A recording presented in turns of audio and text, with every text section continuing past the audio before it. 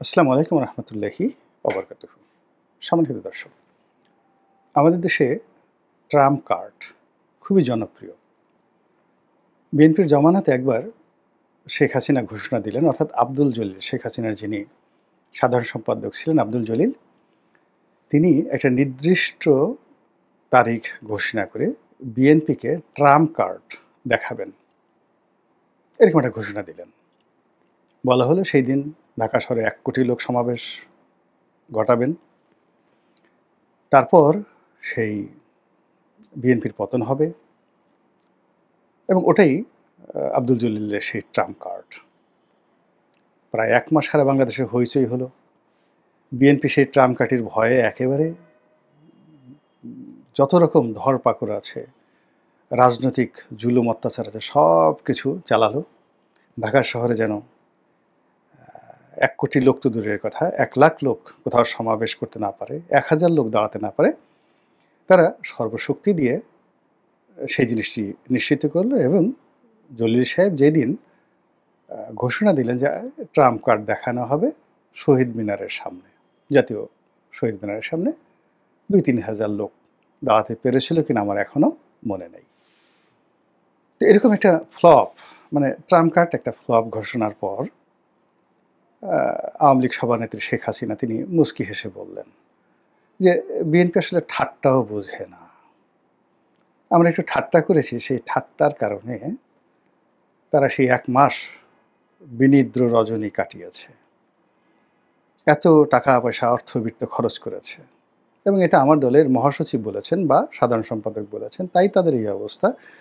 আর যদি আমি বলতাম, মানে এটা যদি আব্দুল জলিলের ট্রাম্প কার্ড না হয়ে শেখ হাসিনার ট্রাম্প কার্ড হতো, তাহলে তো বিএনপি মরেই যেত। ভালো কথা, আমরা যারা বাঙালি আমরা বুঝে নিলাম। এই যে ট্রাম্প কার্ড শব্দটি শুরু হলো বাংলাদেশের রাজনীতিতে, এটা এখন পর্যন্ত চলছে। ট্রাম্প কার্ডটা যে কী আমি জানি না, আমরা বুঝি না, কিন্তু খুবই জনপ্রিয় একটা জিনিস। মনে হয় আশ্চর্য কিছু একটা হবে, মনে হয় মারণাস্ত্র জাতীয় কিছু একটা হবে, এবং মনে হয় যে এই কার্ডটি প্রদর্শন করার সঙ্গে সঙ্গে সব কিছু তছনছ হয়ে যাবে, খুলে যা সেম সেম, এরকম কিছু একটা। আর এখন মিস্টার ডোনাল্ড ট্রাম্প, মানে আমি যখন এই যে ট্রাম্প কার্ডটা বাংলাদেশে চালু হলো, তখন আমরা ট্রাম্পের নাম জানতাম না, এই নামে যেটা লোক আছে আমরা জানতামই না। এখন সেই ডোনাল্ড ট্রাম্প আমেরিকার রাষ্ট্র ক্ষমতায়।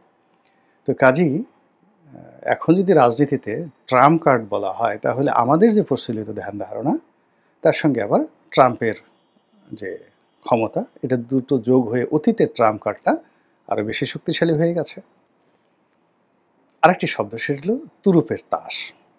আমি নিজে তাস খেলা জানিও না, বুঝিও না, কখনো খেলিও নি, তাসের কোনো নামও জানি না, কিন্তু তুরুপের তাস এটা আমি শুনেছি।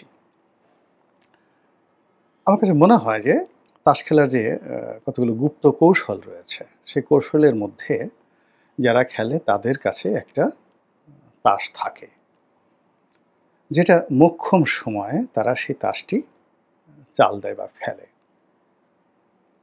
একেবারে শেষ সময় দাবা খেলায় যেভাবে রানী বা রাজাকে খেয়ে ফেলা হয়, এরকম চেক দেওয়া হয়, ওই রকম রাজা মরে গেলে সব শেষ। তো ওই রকম তুরুপের তাসটা হলো একজন খেলোয়াড়ের জন্য একেবারে সর্বশেষ একটা, যাকে বলা হয় কৌশল, মূলধন।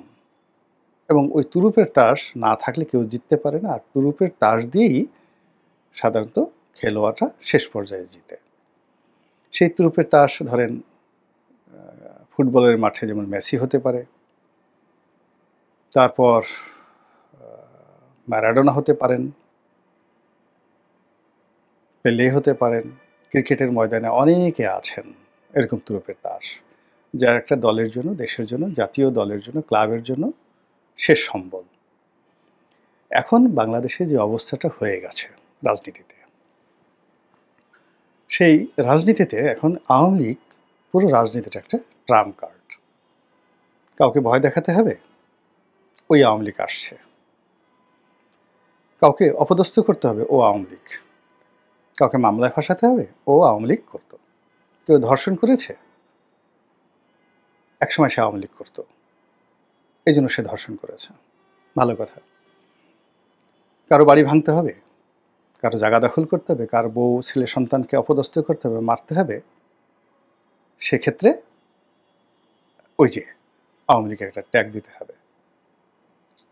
তাহলে এই যে আওয়ামী লীগকে প্রদর্শন করা, সামনে ঠেলে দেওয়া, এটা একটা অনেকের জন্য ট্রাম্প কার্ড হয়ে গেছে।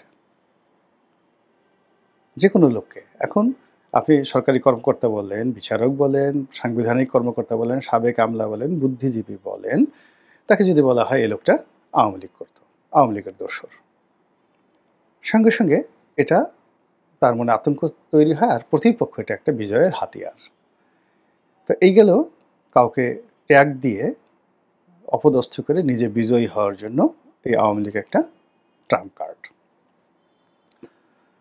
২ নম্বর হলো যে প্রতিপক্ষকে ভয় দেখানোর জন্য আওয়ামী লীগ আসবে, আওয়ামী লীগকে ঠেকাতে হবে, এবং আমরা যদি ঐক্যবদ্ধ না থাকি তাহলে আওয়ামী ফ্যাসিজম আবার চালু হবে। কাজেই আসুন আমরা ঐক্যবদ্ধ হই, আওয়ামী লীগকে মোকাবেলা করি, এবং যে আওয়ামী লীগ আমাদের এই সর্বনাশ করেছে তারা যেন এই বাংলার মাটিতে আবার দাঁড়াতে না পারে, সেইভাবে আমরা কিছু একটা করি। এবং এই কথা বলার সঙ্গে সঙ্গে, শোনার সঙ্গে সঙ্গে যারা প্রতিপক্ষ আছে তারা স্টপ হয়ে যায়, আওয়ামী ভয়ে তাদের অন্তরটা কেঁপে ওঠে, এবং তারা একেবারে যেভাবে বিষধর ফনা তোলা সাপ মাথা নুইয়ে যাকে বলা হয় তাদের দিকে যায়, ঠিক ওইভাবে তারা সেখানে যায়, একদম মাথা নুয়ে পড়ে। এই গেল আওয়ামী লীগের ট্রাম্প কার্ড। আরও ট্রাম্প কার্ড আছে, সেটা হলো আওয়ামী লীগের সঙ্গে ভারতের সম্পর্ক। দেশের টাকা পাচার আওয়ামী লীগ করেছে, যত অর্থনৈতিক আজকের দুরবস্থা, সরকারের প্রশাসনের ব্যর্থতা, তারপরে যে রাজনৈতিক যে টানাপোড়েন, যা কিছু হচ্ছে সব কিছুর মূলেই আওয়ামী লীগ, সব কিছুর মূলে আওয়ামী লীগ দায়ী।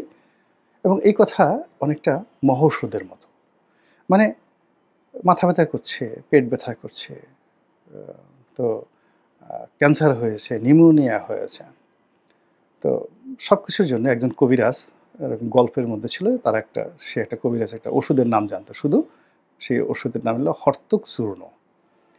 তো ডেলিভারি ব্যথা, স্বামী স্ত্রীর মধ্যে অমেল, যা কিছু হোক না কেন, তারা সেই হর্তুক চূর্ণ সেই কবিরাজ খাইয়ে দিত, এবং এটাই সেই কবিরাজকে একেবারে শীর্ষে, মানে তার সুনাম সুখ্যাতির শীর্ষে নিয়ে যায়। এবং আপনারা জানেন যে হর্তুক চূর্ণ এমন একটা ওষুধ, তো এটা খাওয়ার সঙ্গে সঙ্গেই আপনার পেট খারাপ হয়ে যাবে, আবার দ্বিতীয়বার যখন এটা প্রয়োগ করা হয় আপনার পেট ভালো হয়ে যাবে।